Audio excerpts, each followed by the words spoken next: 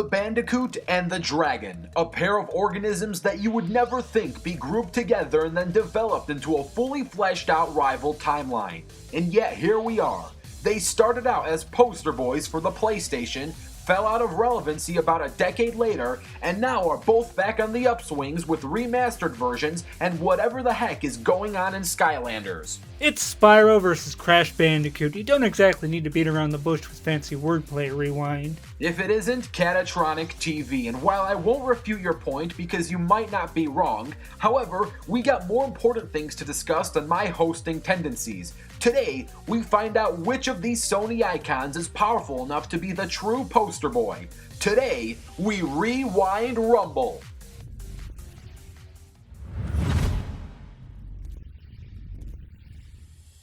Crash Bandicoot and Spyro the Dragon have a long history together. Crash entered the gaming ring in 1996 and Spyro in 1998, both making debuts on the Sony PlayStation. Here's a bit of a history lesson. Crash was originally supposed to be Willy the Wombat. Later in production, the name Crash arose because of his tendency to break crates. Why the Wombat was dropped over a Bandicoot is not 100% clear, though who actually wants to play as a Wombat? Speaking of Crash and the actual storyline, Crash started out as an innocent animal. Then he was thrown into Dr. Cortex's Evolvo Ray. This is a machine designed to evolve ordinary animals into super sapient beings. Crash and Tawna were the first two victims seen on screen. Crash manages to escape, but Tawna was still in Cortex's captivity. Crash knew what he had to do, and he sets out to save Tawna before Cortex can do anything terrible to her. The story of Spyro starts off in Stone Hill, a location within the Dragon Realms. Here we see many of the elder dragons working on a documentary about their world.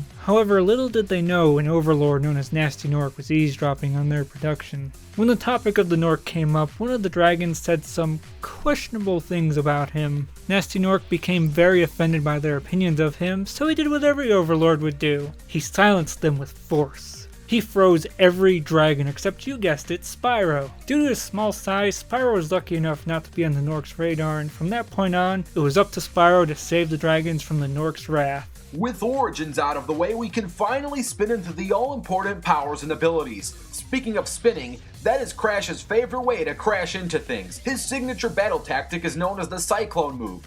This is a fast motion spinning technique which can deal critical damage if landed on his targets. He actually spins so fast that during this Cyclone move, he can stay airborne for a short amount of time. As a dragon, Spyro is known for possessing all sorts of dragon-related abilities, from flight, horn charging, and his iconic flame breath. But fire is only the beginning. Spyro can also emit ice, water, lightning, plasma, and most importantly, sheep breath. An adult sheep can weigh up to 350 pounds, so imagine having a dozen sheep hurling towards you. Yeah, it's gonna hurt, and you're probably gonna cry. Well, 350 pounds is nothing for Crash. This Bandicoot is very strong thanks to his vegan Wumpa fruit diet. He is tough enough to cause considerable damage to titans and other elephant-sized creatures. He's even strong enough to lift mutants the size of mammoths, which should weigh roughly 10,000 pounds. And speaking of the Wumpa fruit, it's more than just a tasty citrus way to start your day. It's also the leading source of ammunition and fuel for Crash's Wumpa technology. Crash has a wide range of explosive, guns, and transportation vehicles that are all powered by the same citrus source. My favorites include his Wampa Bazooka, which has enough explosive force to destroy military-grade planes, the Droid Void, which is a mech suit that gives him added strength, the Copter Pack, which allows for a wide range of flight, and his Atlas Sphere, which is a giant see-through ball that can be used to gain impressive amounts of momentum. So Crash is a man of technology. Spyro, on the other hand, is a man of magic. His most infamous magical form is known as Dark Spyro. Dark Spyro has the ability to breathe dark ether, release a series of lightning speed melee attacks, and can turn enemies into stone. Plus, he has a mild range of telekinesis in this form. Did you say magic?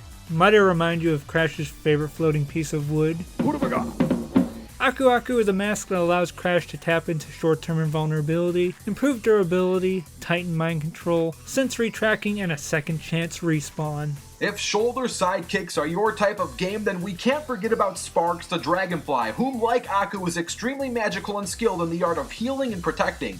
Sparks can grant Spyro a durability boost, short-term invulnerability, as well as a second chance respawn. You know, we've spent this entire time talking about why each character is great, but what about their shortcomings? Crash might have a big skull, but inside that skull is a very tiny brain. He's not exactly the brightest Bandicoot around, and he constantly relies on advice from his friends, for he is extremely dependent on their game plans and tactics. While Crash has mental setbacks, Spyro's are more physical. He is still young and has a lot of growing up to do. He isn't a fully developed dragon, and because of this, his horns aren't as large, neither are his wings. Both characters have successfully handled each other's enemies before when they officially crossed over back in 2004, so we know they're both capable of handling each other's responsibilities. What we're about to find out is, if the tables are turned, which one is walking away alive, and which will head back into video game irrelevancy.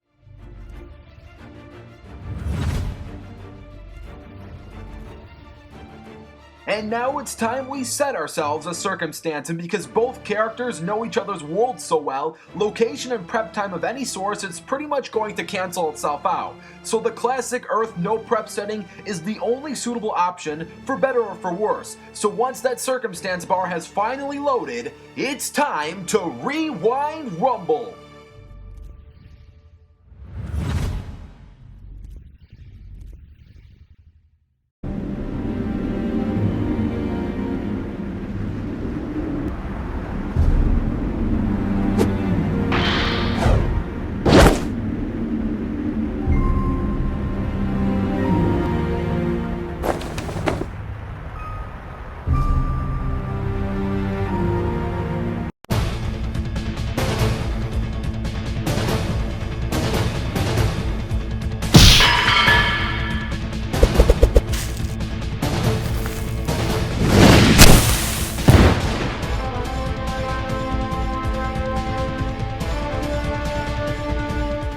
Ready?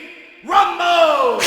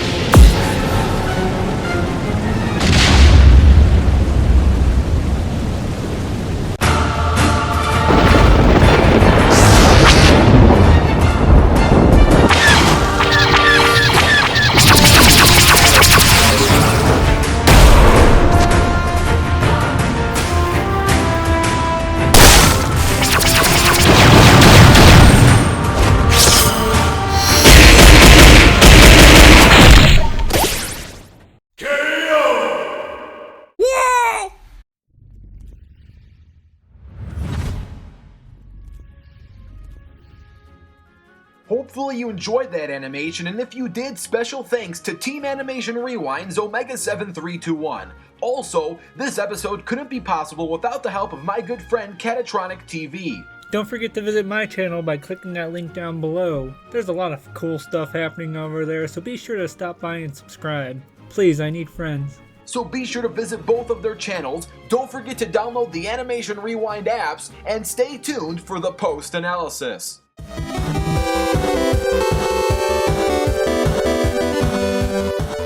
I guess you can say that thanks to Spyro's fire breath, Crash has turned to ash. That was a terrible pun. But it's kinda sad that Crash is gone, because he did have the better memes. In fact, that's the only important thing really. Who cares if Spyro could beat him in a fight? Crash's memes are second to none. Save your meme talk for Cartoon Fight Club, plus Crash's memes are very normie and overused, something that a quality character doesn't deserve. What Crash and Spyro both deserve is a good explanation as to why the purple dragon wins this fight. First and foremost, this is not an easy one to call, mainly because they both know each other so well and have canon experience dealing with each other's enemies. This would cause us to bloodlust them if we were to ever put them into a hypothetical battle. Crash is easily stronger and more durable than Spyro and can lift much more, roughly 10,000 pounds. Spyro, however, has arguably better striking strength. His horns can be used to break through a metallic armored beast known as Gulp. Using the size of Spyro, we can compare Gulp to roughly the size of a Spinosaurus, which can weigh up to 46,000 pounds or 23 tons. Considering it took Spyro 3 direct horn hits to damage the metallic Gulp, this would mean his striking strength would be around 8,000 pounds of force. Overall, though, Crash would still have the strength edge as if we include his technology like his droid void mech suit, Spyro would clearly have trouble in the strength category.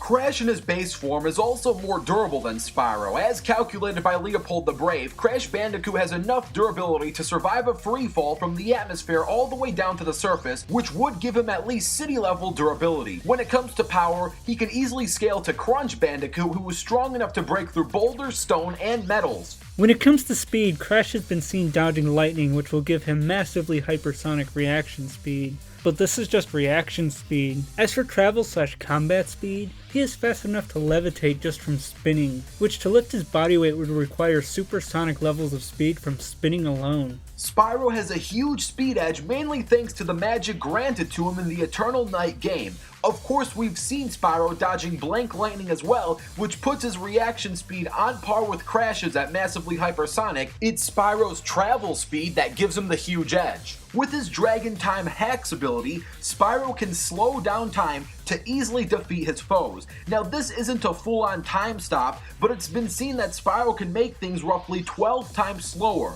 We know this because using the orbit from these platforms, we can see that it takes roughly 4 seconds to make a full revolution in standard time, but in Dragon Time, after 4 seconds, only about 1/12 of the distance was orbited. Dragon Time lasts for at least 15 seconds, and takes about 2 minutes to recharge. This means that during Dragon Time, Crash's reaction speed drops from massively hypersonic to supersonic, which is still fast, but definitely not fast enough to dodge a barrage of critical electric attacks that Spyro can easily land on him. And then to really seal the deal, there's Spyro's planetary level feats. His most notable is the time he used Dragon's magic to pull the entire globe back together as it was falling apart. What would stop him from using that same magic to use planetary amounts of force to center Crash into himself and crush him? Spyro has also defeated the planetary Malfor, which he can scale to since he's clearly more powerful than him. Spyro also has much better range. While yes, with Crash's jetpack and copter pack he can for a short time keep up with Spyro in the air, these have very limited height limits. Spyro can also fly for much longer as the flight equipment that Crash uses requires a ton of Wampa fruit to keep the tank full. And Crash might be able to use his Ace of Space motorcycle once he reaches that atmosphere, but that still would have little shot against the Dragon Time hacks that Spyro always possesses no matter where he's at. Speaking of magic, don't even get us started on Dark Spyro. Now, there is the Aku Aku versus Sparks element into this debate, and while yes, Aku Aku is much wiser and arguably much more magical than Sparks, the effects and limits they allow to pass down to Crash and Spyro are relatively similar. They both limit themselves to not have direct confirmation, but to help defensively by healing or reviving their friends. And if we do allow them to indefinitely revive each other, then this fight would have no real end. Plus, Crash is an idiot compared to Spyro. And yes, Crash does have dumb luck on his side, but luck can only get you so far. Crash may not be as smart, but then I ask, is Spyro smart enough to even tie his own shoes? I see where you're going with that, but shoe smarts is not the same thing as making tactical battle decisions. Overall, while Crash is stronger and more durable, Spyro is much faster, and his planet-level feats are so impressive they essentially overwhelm anything Crash can put on the table, making the winner of this Rumble, Spyro the Dragon. Now for those unfortunate souls who have seen the Crash vs Spyro vs Toothless 3-way battle over on Cartoon Fight Club many years ago, this was technically the rematch to that, and I know the rematch was supposed to be another battle royale, but I thought it'd be cool to split it up. The first one obviously that we did was Crash vs Spyro, and if you want to see Spyro vs Toothless, the one-on-one go into fruition, all you have to do is like this video, and for as low as 1,000 likes, we'll put that one out into production as well. And for anyone who wants to see Crash Bandicoot win, well, good news for you, we have a special alternate ending at the end of this video before we announce the next fighters. Don't forget to comment down your own ideas, don't forget to download the Animation Rewind apps, and stay tuned as we show you that alternate ending as well as the next fighters for the next Rewind Rumble.